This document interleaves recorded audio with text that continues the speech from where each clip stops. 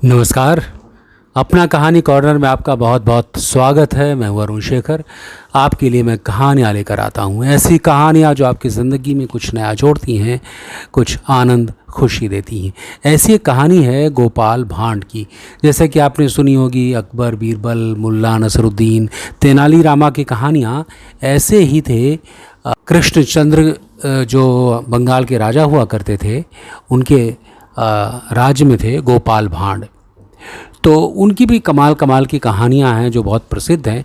उनमें से ही एक कहानी आज प्रस्तुत कर रहा हूं जिसका नाम है चार मूर्ख। एक दिन राजा कृष्णचंद्र के मन में एक बात आई कि संसार में मूर्खों का तो ठिकाना नहीं है, परंतु मैं चार मूर्ख देखना चाहता हूं। राजा ने गोपाल भांड से कहा कि इस ढंग के चार मूर्ख तलाश करो कि जिनके जोड़ के दूसरे न मिलें, यानी कि एक से एक बढ़कर। गोपाल भांड ने कहा कि जो आज्ञा राजन, ढूंढने वालों को क्या नहीं मिल सकता है, केवल सच्ची लगन होनी चाहिए। कुछ दूर जाने के बाद गोपाल भांड को एक आदमी दिखाई दिया जो थाली में पान का एक जोड़ा, बीड़ी, मिठाई और बड़े उत्साह से नगर की तरफ जल्दी जल्दी भागा चला जा रहा था। गोपाल ने उस आदमी से पूछा, क्यों साहब, ये सब सामान कहाँ लिए जा रहे हो? आपके पैर खुशी के मारे ज़मीन पर नहीं पड़ रहे हैं? आपकी खुशी के इस कारण को जानने की मुझे बड़ी इच्छा है, इसलिए थोड़ा कष्ट करके बताइए।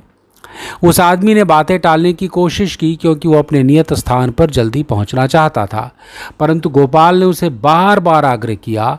तो वो व्यक्ति बोला, यद्यपि मुझे विलंब हो रहा है, फिर भी आपके इतना आग्रह करने के कारण बता देना भी ज़रूरी है। मेरी पत्नी ने एक दूसरा पति रख लिया है, दोनों की आज शादी है, इसलिए उसके निमंत्रण पर जा रहा हूँ। गोपाल ने सोचा, इसके जैसा मूर्ख और कहाँ मिलेगा। अतः उसने अपना परिचय देकर उसे रोक लिया और कहा, तुम्हें राजा के दरबार में चलना होगा, तभी तुम निमंत्रण में जा सकते हो। वो राजा के दरबार का नाम सुनकर डर गया, लेकिन लाचार होकर गोपाल के साथ हो लिया। गोपाल उसको लेकर आगे बढ़ा। दैयोग से रास्ते में घोड़ी सवार मिला। वो स्वयं तो घोड़ी पर सवार था, परंतु उसके सिर पर एक बड़ा गट्ठर रखा हुआ था। गोपाल ने उस आदमी से पूछा, क्यों भाई, ये क्या मामला है? अपने सिर का भार अपनी घोड़ी पर लाद कर क्यों नहीं ले जा रहे हो? उस आदमी ने उत्तर दिया, भैया, मेरी घोड़ी गर्भवती है। इस अवस्था में अधिक बोझ गट्ठर मैंने अपने सिर पर रख लिया है, ये मुझे ढो रही है, इतना ही क्या कम है? गोपाल ने उसे भी अपने साथ ले लिया। अब दोनों व्यक्तियों को अपने साथ लेकर राजा के पास पहुंचा और राजा को निवेदित किया, ये चारों मूर्ख आपके सामने हैं। राजा ने कहा, ये तो केवल दो ही मूर्ख हैं, अन्य दो मूर्ख कहाँ हैं? गोपाल तपाक से बोला, तीसरा मूर्ख स्वयं हुजूर, जिसे ऐसे मूर्खों को देखने की इच्छा हुई, और चौथा मूर्ख मैं हूँ जो इन्हें ढूंढकर आपके पास लाया हूँ।